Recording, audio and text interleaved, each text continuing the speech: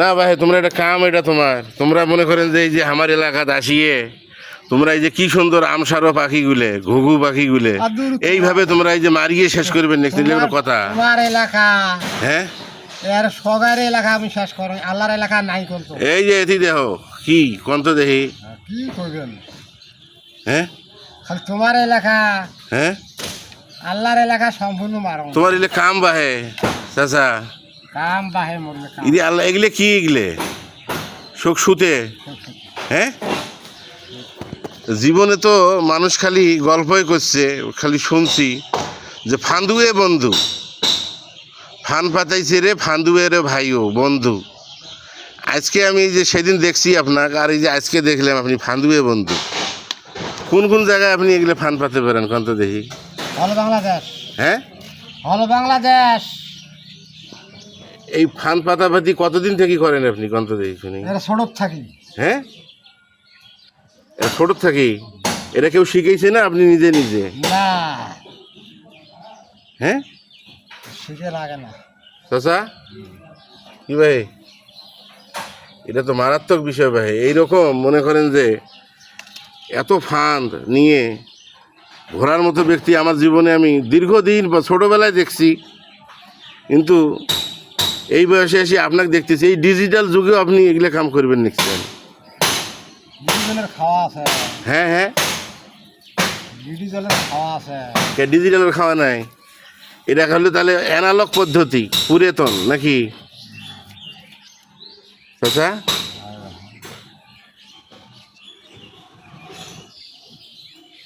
আজকে তাহলে এতে মারবেন? না না, আমি ধরো দুটো ধরছি, আর দুটো ধরলে তো হয়তো আমি কে এগুলি, আমি এখানে চলি যেন হয়, আমি ঘুঘু মারবে যেন হয়, আমি কে এগুলি। আমাদের দিনটা চলে গেল, ওদের ওদের ধান শেষ করলাম, আমাদের একটা হয় না আমার। আমি এখানে চলি যেন হয়, ধান হচ্ছে কটা চাচার জন্য দুটো ঘুঘু ধরলে আমার মনে করো পেটের ব্যথা হয়ে গেল হয়। ও তো হয় না, তাহলে আপনার এটাই পেশা? ওটাই পেশা।